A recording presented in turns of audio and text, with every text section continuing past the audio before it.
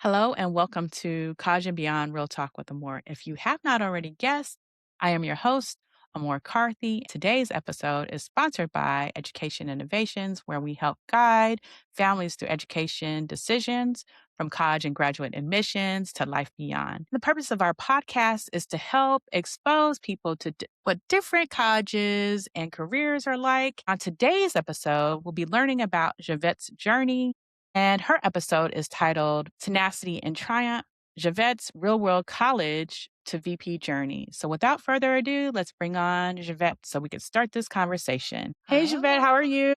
I'm good. Thank you. Happy to be here with you. Thank you so much. We're excited about you sharing your journey because there's so many people who think they know what the field of technology is like. And so you are already a VP of technology. Can you tell us what what is your role? Like what do you do?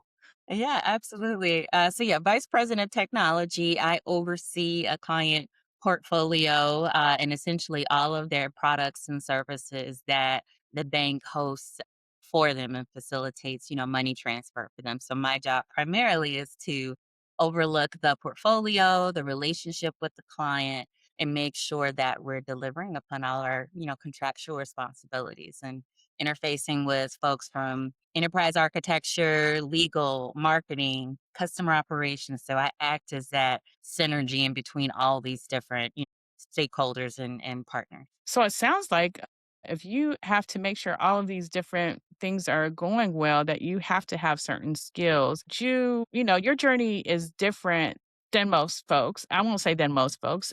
It is. A lot of, yeah. So tell us about that because a lot of kids think that they have to go through a 4 year and that's how you do.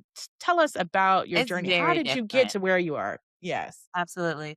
Definitely, like you said, tenacity, and certainly with a lot of God's grace and favor. I'll say that at the top. So yeah, I was a teen mom. My first child at 19 years old, so my freshman year of college, and that required me to no longer live on campus and to become, a student worker. So I worked full time and went to school part time with the support of, my village, the university. I always say the financial aid ladies at the office were Yes. instrumental in pointing me in the direct, direct direction for support to help me finish my degree. And it wasn't without a couple of start and stops. Let's be clear. I fumbled the Hmm. ball a couple of times. So yeah, I wasn't a traditional student in any way, shape, or form. Ultimately, graduating with my bachelor's when I was 24 years old, which at the That's really time felt like, good. well, at the time felt like a failure because remember, I'm juggling parenthood, working full time, bills and responsibilities, car insurance, all the things that my friends did not have to worry about at that time, right? They were just focused on school and graduating and getting new cars coming out of school and that just was not my lived experience. So at the time, though motivated, I certainly did not feel accomplished, if you will, at that stage of life. So when you say your village, do you feel like those relationships that you built with the financial aid office, did those ladies encourage you? And then how did you keep pushing forward when you said like, your friends, sometimes when you're younger, you tend to compare yourself like, I should be further, or my friends are doing that. How did you keep pushing forward through that? Yeah, I'll definitely say yes. There are many a days I was sitting in, the office waiting to speak to Miss such and such or Mr. such and such for Hmm. any assistance because I was about to be kicked out of a class for failure to Hmm. pay or I couldn't pay for my books. Hmm. Name it, I had that problem. But I think what they saw was I could have easily have been given up and just rested in the because I had good jobs. Let's be clear. I always had a good job. Getting Hmm. jobs was never a problem for me. I had, very good jobs. So I could have just stayed employed. Hmm. But I knew I really wanted my degree. And I knew, as I always tell my mentees, I didn't want my Hmm. boss's job. I wanted my boss's job. And so as I long know as that's I right. kept my eyes on that prize, I realized that I had to, keep going, if you will. So yeah, they offered me opportunities to do work studies. So I came and did Mhm. resume reviews and interviewing Ooh. skills with Mhm. students during the day, and that afforded me, money to do that type of work. I also got, scholarships for being a technology major. They gave me acceptance into a program that covered daycare, which was really evening Mm. for my son when I took classes at night, which I didn't even know Nice. even existed, but they had a room that was staffed with, the YMCA. And we could Mhm. bring our kids in there if we needed to help them with their homework or what have you, while we were in class from like 6 to 8:30, 9 o'clock. So That's amazing. And so you were saying, so did you always know that you wanted to go into technology? Your major was technology when you were really going through? originally wanted to be a journalist. Wow. I really wanted So to, how you did that know, change? yeah, I realized that the internships that were offered for journalism majors working on like what they call the morning packet, that Mhm. group came in from 11 to 7 a.m. So where's my It didn't kid? work. Yes, yes. And I'm in Atlanta at this juncture. No family. I'm from Florida originally, so I have no family here in Atlanta. Mhm. There is no one that can, take care of my son while, I'm doing that type of work. So I had to pivot. And so, like I said, I'm still working full time at a great job as a project analyst and really great Mhm. leadership at that company that allowed me the flexibility with school. And Mhm. they had a career event after school, and there was a woman on the panel who was a project manager. And there was a pamphlet about, hey, if you've taken these courses, these are transferable. Here's this new program we're offering called, technology management. You could pivot to that and do a minor in project Mhm. management if you're interested. And I was like, oh my God, collaboration. I'm still Mhm. technology adjacent. I don't have to code. I know I'm resourceful, right? I know how to Mhm. organize and motivate people. This feels like a good thing for me. And then I researched the salary for those roles Mhm. at the Yes. time and the certification path. I'm like, I can do this. And so 2.5 years later, I finally finished the program. And then shortly after that, was able to sit for my PMP, which made all the difference from a Can you tell us what salary. the PMP is for people who Yeah, don't it's know? a project management professional license that's offered from the Project Management Institute. So, kind of the overarching pillar of all things project management. They offered a PMP certification. So, the professional, right, of all things project management. And I studied and did a boot camp on the weekends to get prepared for it. And again, I Mhm. think this is where the tenacity and resilience comes in. I failed it the first time. Mm. I did not pass it. It was way harder than I thought it was gonna be, Mhm. and it requires you to take, I think, a 2-week break before you could sit for it again. Mhm. At this point, I'm 2 children, and I have 2 boys at this point. I'm married, so I do have a co-parent, in Mhm. play, help balance it all, but I had to really double down. So again, this is where that kind of shame comes in. It's like, "Can I not get anything right? Like, geez, girl, get it." Aw. And, no, I'm just, I'm really hard on myself. I set this really high bar, Mhm. and then when I don't meet it, rather than give up and rather than bury Mhm. myself, wallow, like, I give myself a minute to cry, and then I suck it That's up, right. and then we push Yep. forward. And so I That's passed right. it. The second time I took it, and then it allowed me to position myself for better paying, higher responsibility, higher visibility roles. And so I'll say shortly after that, I finally broke into the six-figure bracket. And I was, Mhm. extremely proud of myself. And just amongst my cohort of my peers, my friends, I was the first to break that barrier, if you will, amongst all of them. So at Yes. this point, I'm feeling good, even though I had Yes. a lower non-traditional start than my friends Mhm. from a career perspective. I'm feeling really good about, where I'm. Yes, definitely.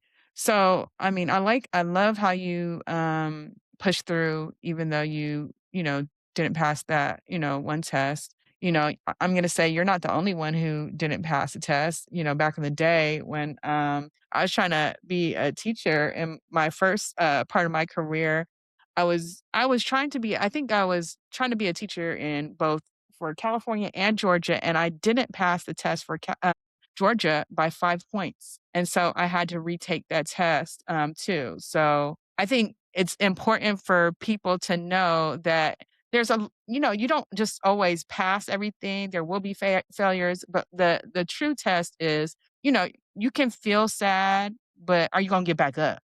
Are you going to get Exactly. back up? You can cry, but are you Exactly. going to get back up? Yeah, and So, what did you learn, right? I think that was something as I always tell my kids, I say, "Well, and this is me big upping, my generation. It's like, we didn't have a choice. Like, if we skin our knees, our parents weren't there to like, "It's gonna be okay." It was like, "Put some water on that and" right? What yeah, go back outside. So it wasn't just keep it we moving. weren't the Band-Aid kids. We definitely were the spit shine kids. Like, you'll be fine, right? You're not bleeding out. You're good. Yeah. So I never subscribed to wallowing in, a mess, frankly, that, I created, right? I could have studied harder. I could have, um, been more diligent with, managing my time. So there's always lessons to be learned out of mistakes and failures or not hitting the mark, right? And I think that is Mhm. something that's been important or instrumental rather in my career and education is I fail. What did I Yep. learn? Okay, now let's do Mhm. it over again. Better, And I love that.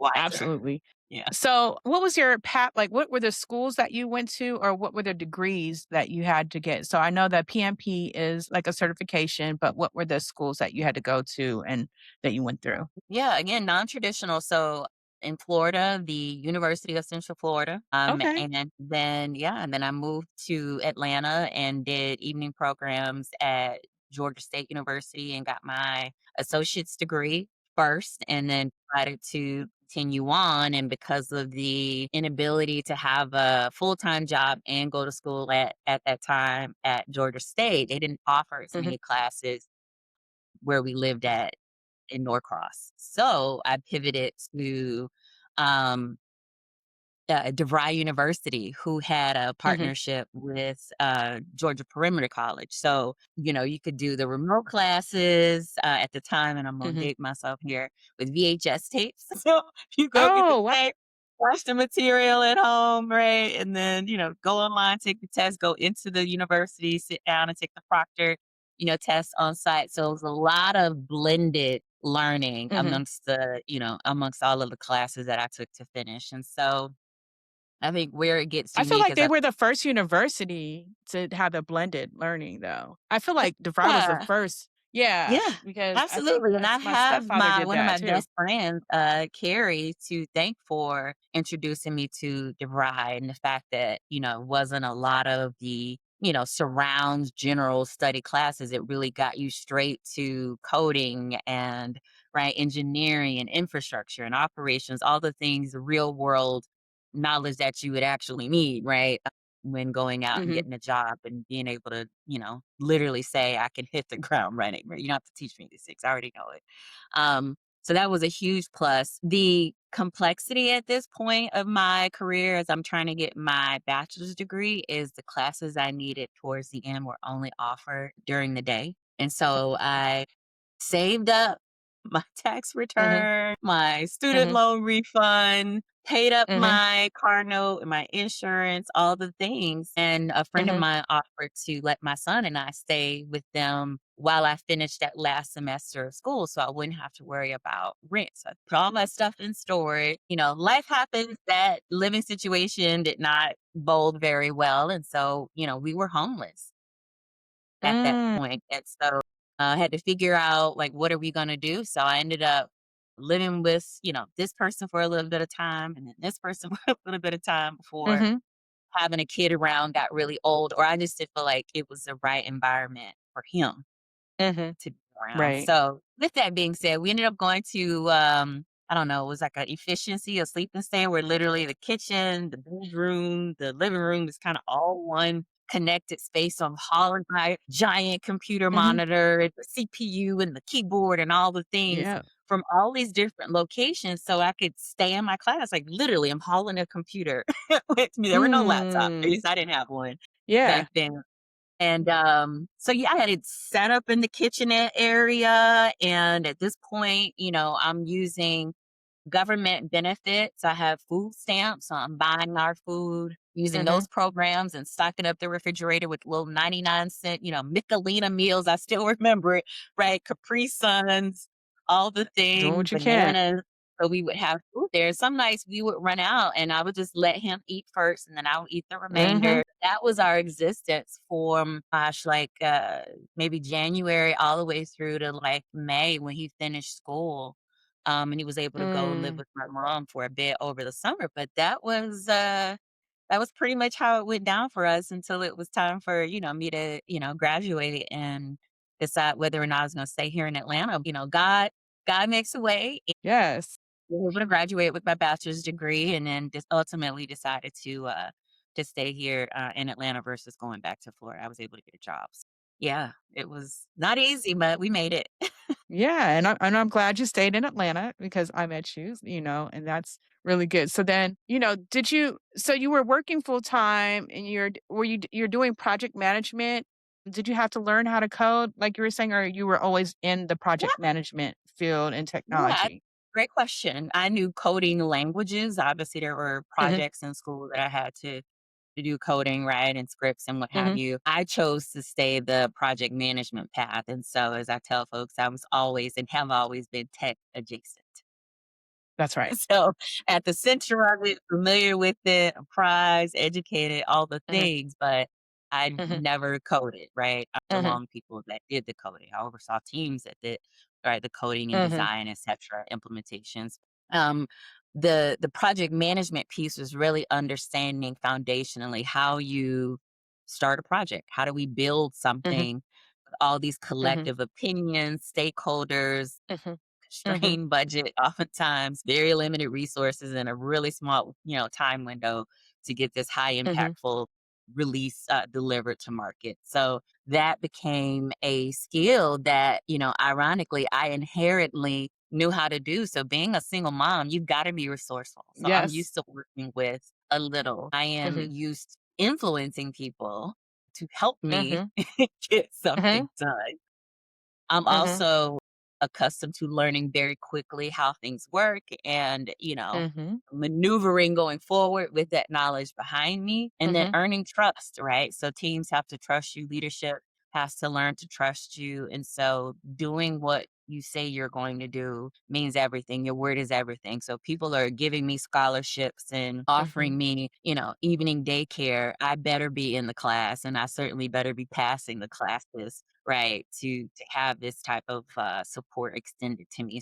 All of those basic, foundational principles of how to manage yourself, how to, earn trust, right, and be mhm, dedicated in whatever field you're in. I learned mhm, very early as a single mom, honestly, and it mhm. really just, came comes natural to me and what I do. Right. I love how you, translated those skills, and I've never heard anyone say it like that, and I because I'm gonna say I was also in, project management in the tech thing, and I, taught myself how to code. So the way that you said these skills translate and just put it out there, like, it makes it clear, like, people Yeah. don't think that we know how, and we do.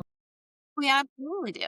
Listen, and if you don't know, as I tell people, this is like pre-chat GPT. There was never a time when Mhm, I was in a meeting and someone yelled out an acronym or mentioned some new tech or some new something that I didn't quickly mhm, write down what that thing was or immediately Google search whatever it is mhm, they just said so I can try and keep up in the conversation. But when that would fail in real mhm. time, I wouldn't be afraid to raise my hand and ask a question. And again, what I learned was the same question I had, everybody else had, except That's nobody right. else enough to ask the question like, hey, what does this acronym mean again? I'm not understanding, right? Or do you mean this?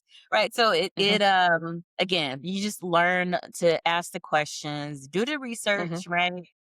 mhm. But certainly, ask questions and not pretend like you know something when you don't. So, what would you suggest to people that are trying to go into the tech field to do? It depends on, I would say, what they're passionate about. I think there has to be some acknowledgement of what's hot in the industry, and everybody wants to be a part of cybersecurity, and rightfully so, because as my husband, who's a global CISO, says, like, crime never sleeps. So they're always working Mhm. to come up with new ways to grab people's data. But that being said, what I encourage folks to do is think about, one, like, what are you really good at? What are you passionate about? Do you like interacting with new people and coming up with great ideas or building upon people's idea? Are you an extrovert? Are you an introvert? Do you like large crowds? Like, all of these things matter, because there are tech adjacent roles that are in finance. Like, literally, I work with finance people, marketing folks, customer service Mhm. ops folks, right? People that work behind the scenes from an infrastructure perspective, product people who help, define and design products and services. Like, there's so much in the technology space that there's literally room for everybody. HR, Mm. right? Yes. Mhm. Literally everybody. So when people say they want to work in tech, tell me more about what you've done so far with your career. Can we grab and build upon that? Or do you want to Mhm. do a complete, career switch or pivot? You totally can pivot. Mhm. I've talked to people who Mhm. were educators and I say, hey, there's Mhm. instructional learning in technology. Mm. There are people who literally That's right. put together educational Mhm. material for processes in tech and implementation and onboarding. That is a space where an educator could pivot to. HR is another space where an educator could pivot to.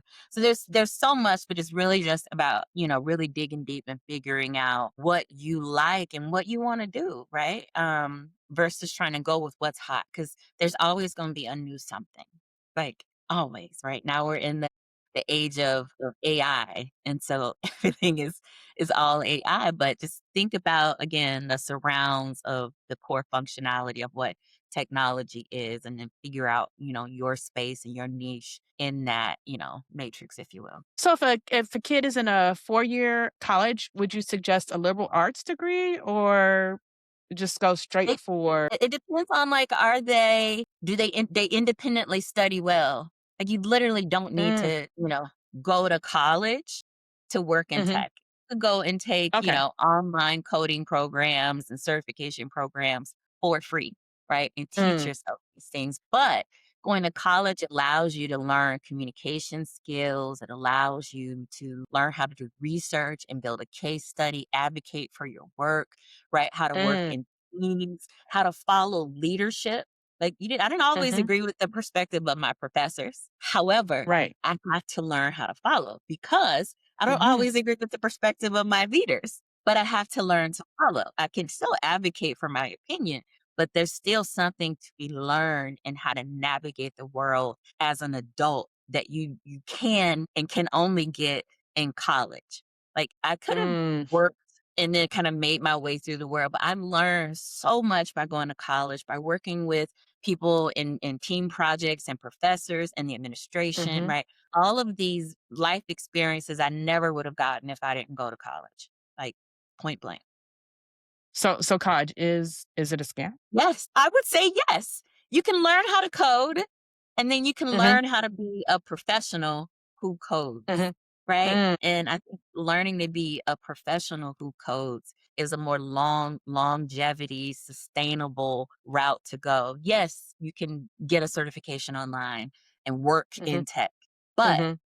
are you going to be allowed the ability to maneuver through and lead teams of tech folks, lead teams of engineers, lead an entire global organization of engineers?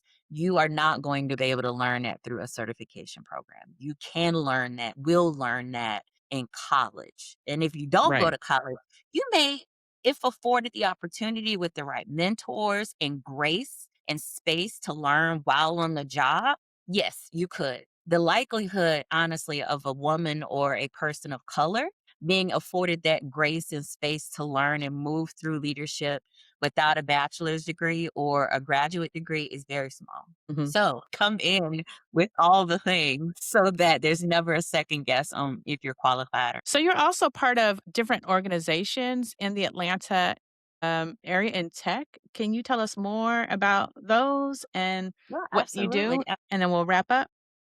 Absolutely. Women in technology, first and foremost, is community perspective and nonprofit. We do so much for, you know, uh, girls to women, basically, right? From middle school, high school, college, and now, right? They've brought back the executive leadership or mid career experience for professionals. So that is my home. I was so lucky to have won the 2025 WIT Award for Woman to Watch. So, that was a huge honor. Congratulations. Liz, very much so. I sit on the board for the Fulton County Boys and Girls Club here in Atlanta.